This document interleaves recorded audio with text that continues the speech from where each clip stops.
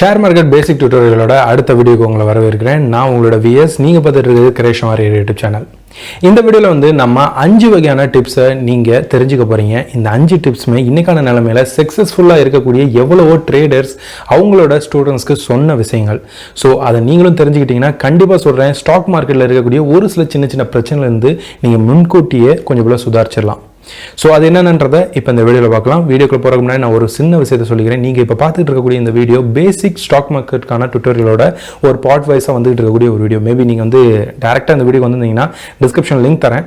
அது மூலமாக அந்த பிளேலிஸ்ட்டில் போய் அங்கே இருக்கக்கூடிய எல்லா வீடியோஸோட நாலேஜை நீங்கள் கெயின் பண்ணிக்கலாம். ஸோ நான் பிளேலிஸ்ட்டை செக் பண்ணி பாருங்கள், டிஸ்கிரிப்ஷன் லிங்க் இருக்குது. Okay, back to topic. இப்போ பார்த்தீங்கன்னா ஃபர்ஸ்ட் டிப்ஸ் அப்படின்னு சொல்லி எடுத்துக்கிட்டிங்கன்னா, பொதுவாக இங்கே பிகினராக வராங்க பார்த்தீங்களா ஸ்டாக் மார்க்கெட்டுக்காக. ஸோ இவங்களுக்கு ஸ்டாக் வாங்கும் போதெல்லாம் பிகினிங் ஸ்டேஜில் பல பேரோட அந்த அறிவுரைகளை கேட்குறாங்க. எவ்வளோ நபர்கள் பார்த்தீங்கன்னா புரோக்கரேஜில் சொல்லக்கூடிய டிப்ஸையும் சரி, இல்லாட்டி டிவியில் சொல்லக்கூடிய ஒரு சில ஸ்டாக்கான டீட்டெயில்ஸ்க்கான டிப்ஸாக இருக்கட்டும், அதுக்கப்புறம் யூடியூப்பில் கூட இப்போ பார்த்தீங்கன்னா இந்த ஷேரை வாங்க, அந்த ஷேரை வாங்க, இதில் பெனிஃபிட் இருக்குது, அப்படி இப்படிலாம் சொல்கிறாங்க. நான் ஒரு விஷயத்தை தெளிவாக உங்கள்கிட்ட சொல்லிக்கிறேன். உங்கள் பணத்துக்கு உங்களை விட யாரும் அந்தளவுக்கு கேரிங் கொடுக்கவே மாட்டாங்க. ஸோ எப்போவுமே உங்களோட நாலேஜை யூஸ் பண்ணி நீங்களே முதல்ல அனலைஸ் பண்ணி ரிசல்ட் எடுங்க. மற்றவங்க அனலைஸ் பண்ணி எடுத்த ரிசல்ட்லேருந்து நீங்கள் இன்வெஸ்ட்மெண்ட் பண்ண போகிறீங்கன்னா நஷ்டத்துக்கான வாய்ப்பு ரொம்ப ரொம்ப ரொம்ப அதிகம்.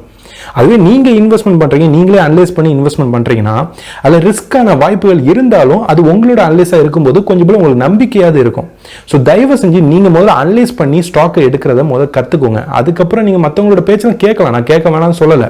பட் அவங்க சொன்ன விஷயத்த எல்லாத்தையும் நீங்க அனலைஸ் பண்ணும்போது ஒரு சின்ன ஒரு பாயிண்ட் ஆஃப் மட்டுமே வச்சுக்கோங்க. அதை நீங்க அனலைஸ் பண்ணுங்க. அவங்க சொன்ன விஷயத்தை வச்சு நீங்க அனலைஸ் பண்ணுங்க.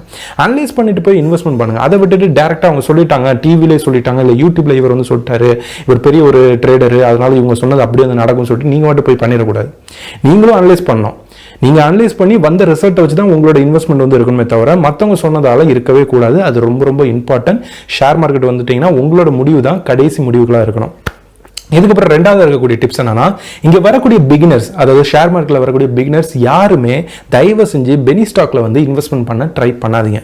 பெனி ஸ்டாக்னா என்னன்னு சொல்லி நம்மளோட இந்த ப்ரீவியஸ் வீடியோல சொல்லியிருக்கேன். ஸோ ரொம்ப லோ அமௌண்ட்ல இருக்கக்கூடிய ஸ்டாக், அதாவது 2 ரூபா, 3 ரூபா, 10 ரூபா, 20 ரூபான்னு இருக்கக்கூடிய ஸ்டாக்.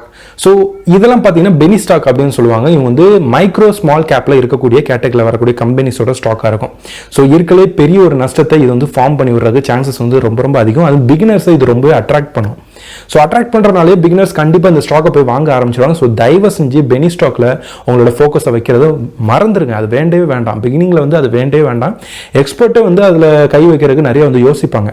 அந்த அளவுக்கு அதில் ரிஸ்க் இருக்குது.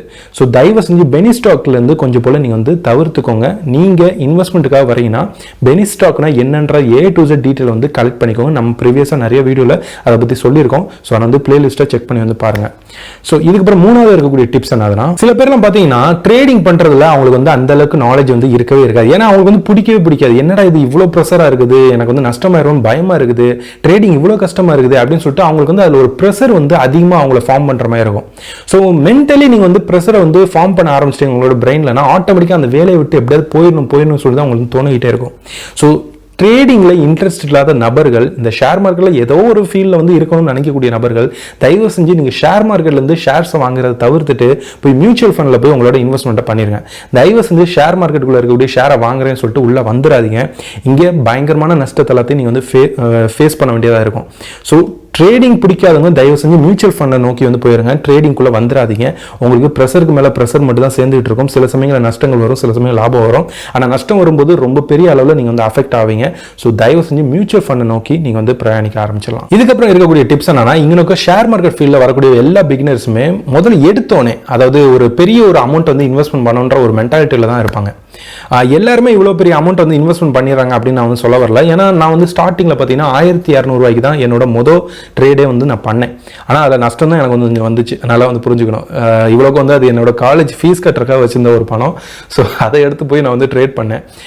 ஸோ இங்கே பார்த்தீங்கன்னா எல்லாருக்குமே பிகினிங் ஸ்டேஜில் நஷ்டங்கள் ஏற்பட்டுக்கிட்டு தான் இருக்கும். அந்த வகையில் உங்களுக்கும் இங்கே நஷ்டங்கள் தான் ஏற்படும். அதனால ஸ்டார்டிங்கில் நீங்கள் அப்போ தான் லேர்ன் பண்ணிட்டு இருக்கீங்கன்னா நீங்கள் பெரிய ஒரு லம்பான அமௌண்ட்டை கொண்டு ஸ்டாக் மார்க்கெட்டில் போட்டுறாதீங்க.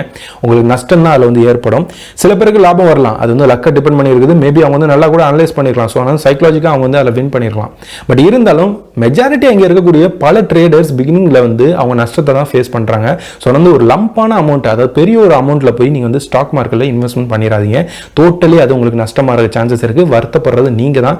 ஸோ உங்களோட பணத்தை கொஞ்சம் கொஞ்சமாக அந்த லேர்னிங் ஸ்டேஜில் இன்வெஸ்ட்மெண்ட் பண்ணுங்க. முதல்ல வந்து ஒரு 500 ரூபாயிலிருந்து கூட நீங்கள் வந்து ஸ்டார்ட் பண்ணலாம். ஒரு 2-3 ஷேர் வாங்கி டெஸ்ட் பண்ணி பார்க்கலாம். இதெல்லாம் வந்து லாபம் தருதா தரலையா அப்படின்றத செக் பண்ணி பார்க்கலாம். அதுக்கப்புறம் ஓகே கொஞ்சம் கொஞ்சமாக நீங்கள் வந்து சார்ட் அனலைஸ், டெக்னிக்கல் அனலைஸ் இதெல்லாம் வந்து பண்ண ஆரம்பிச்சதுக்கப்புறம் உங்களுக்கு பர்ஃபெக்ட் அப்படின்னு சொல்லி தோணக்கூடிய ஒரு ஸ்டேஜில் தான் நீங்கள் வந்து ஒரு லம்பான ஒரு அமௌண்ட்டை போட்டு நீங்கள் வந்து இன்வெஸ்ட்மெண்ட் பண்ண ஆரம்பிக்கணும். ஸோ அதனால் ஸ்டார்டிங் ஸ்டேஜில் நீங்கள் வந்து பெரிய ஒரு அமௌண்ட்டை வந்து இன்வெஸ்ட்மெண்ட் பண்ணி உங்களோட ட்ரேடை வந்து பண்ணிடாதீங்க. நஷ்டத்தில் உட்கார வேண்டிய ஒரு சூழ்நிலை ஏற்பட்டுரும். So last but not least கடைசியாக இருக்கக்கூடிய டிப்ஸ் என்னன்னா, இங்கே நீங்கள் பொறுமையாக இருக்கணும். உங்களோட பொறுமை தான் இங்கே பெனிஃபிட்டை ஏற்படுத்தும், ப்ராஃபிட்டை கெயின் பண்ணி தரும். வாரன் பஃபே வந்து சொல்லியிருக்காரு, நீங்க எவ்வளவுக்கு எவ்வளவு வந்து பொறுமையா இருக்கிறீங்களோ அவ்வளவுக்கு எவ்வளவு உங்களுக்கான ப்ராஃபிட்டை நீங்க வந்து கெயின் பண்ணிக்கலாம். உங்களோட பொறுமை தான் இங்க இருக்கக்கூடிய மிகப்பெரிய லாபம் அப்படின்னு சொல்லியிருக்காரு. ஸோ அதனால உங்களோட பொறுமை ரொம்ப ரொம்ப இம்பார்ட்டன்ட். இன்ஃபேக்ட் இவங்க பார்த்தீங்கன்னா ஷேர் மார்க்கெட்டுக்குள்ள வரக்கூடிய பல நபர்கள் டைரக்டா அவங்க வந்து பெரிய ஒரு லம்பான ஒரு அமௌண்ட்டையும் செலவு பண்றாங்க, அதுவும் இன்ட்ராடேல போய் பண்ணிடுறாங்க. ஸோ இன்ட்ராடேல வந்து பண்றதுக்கான காரணம் என்னன்றத புரிஞ்சுக்கோங்க. அவங்க வந்து இன்ட்ராடேன்றது ஒரே நாளில் ட்ரேடிங் முடிக்கக்கூடிய ஒரு கேட்டகரி. ஓகேங்களா? ஸோ இன்னைக்கு காலையில் வந்து ஸ்டாக் வாங்குறீங்கன்னா மத்தியானம் 3:20 வித்துட்டு வெளியே வந்து போயிடுவாங்க. ஸோ 3:20 இல்லாட்டி மேக்ஸிமம் 11 மணி 12 மணிக்குலாம் வித்துட்டு போயிடுவாங்க. ஸோ இந்த மாதிரி வந்து குறுகிய டயத்தில் வந்து நம்ம வாங்கி குறுகிய டயத்தில் விற்கும் போது நமக்கு லாபம் உடனே வந்துடும். ஸோ உடனே பணம் சம்பாரிச்சணும் அப்படின்ற ஒரு மமதையில் அவங்க என்ன பண்றது, இன்ட்ராடேல வந்து பண்ணிட்டு இருக்குது, அதுவும் லம்பான அமௌண்ட்டை போட்டு.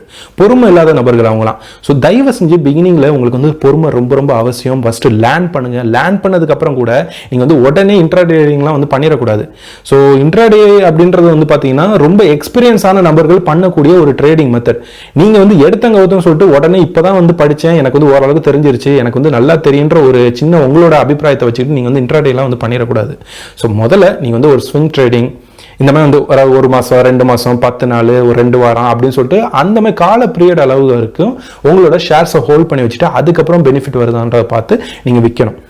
எடுத்தங்க ஒருத்தம் சொல்லிட்டு உடனே வந்து லம்பான அமௌண்ட்டை போட்டுட்டு ரொம்ப நாளுக்கான இன்வெஸ்ட்மெண்ட் பண்ணாமல் டேரெக்டாக நீங்கள் வந்து இன்ட்ராடேல நுழைஞ்சிட்டிங்கன்னா உங்களோட பொறுமை இல்லாததான் அதுக்கு ஒரே ஒரு காரணம். ஸோ பொறுமையாக இருங்க. நீங்கள் வந்து முடிஞ்ச வரைக்கும் ஸ்டார்டிங்கில் இன்ட்ராடேலாம் வந்து போயிடாதீங்க. பிரச்சனைக்கு மேலே பிரச்சனை ஆயிரும், உங்களுக்கு நஷ்டம் தான் வரும். ஸோ இன்னைக்கு சொன்ன இந்த 5 டிப்ஸுமே ரொம்ப ரொம்ப இம்பார்ட்டன்ட். ஒவ்வொரு பிகினர்ஸும் ஃபாலோ பண்ண வேண்டிய முக்கியமான டிப்ஸ். இதை நீங்களும் வந்து ஃபாலோ பண்ணுங்க. அண்ட் இந்த வீடியோ உங்களுக்கு பிடிச்சிங்க லைக் பண்ணுங்க, ஷேர் பண்ணுங்க. அண்ட் நீங்கள் இந்த மாதிரி ஸ்டாக் டிப்ஸ் அண்ட் இந்த மாதிரி ஷேர் மார்க்கெட் சம்மந்தப்பட்ட இன்ட்ரெஸ்டிங்கான வீடியோஸ்லாம் எதிர்பார்க்குறீங்கன்னா தயவு செஞ்சு நம்ம சேனலோட இணைஞ்சிருக்கணும். அதுக்கு நீங்கள் பண்ண வேண்டிய சப்ஸ்கிரைப் பண்ணுங்க, கூட வரக்கூடிய பெல்ஸ் மேலே கிளிக் பண்ணி ஆல்ல செட் பண்ணி வைங்க. அண்ட் நீங்கள் வந்து பேசிக் நாலேஜ் எல்லாத்தையும் வந்து கெயின் பண்ண விரும்புறீங்கன்னா கீழே பிளேலிஸ்ட்கான லிங்க் கொடுத்துருக்கேன், அதை கிளிக் பண்ணி பார்க்க மறக்காதீங்க. அடுத்த ஒரு இன்ட்ரெஸ்டிங்கான வீடியோ சந்திக்கிறேன். And by from VS.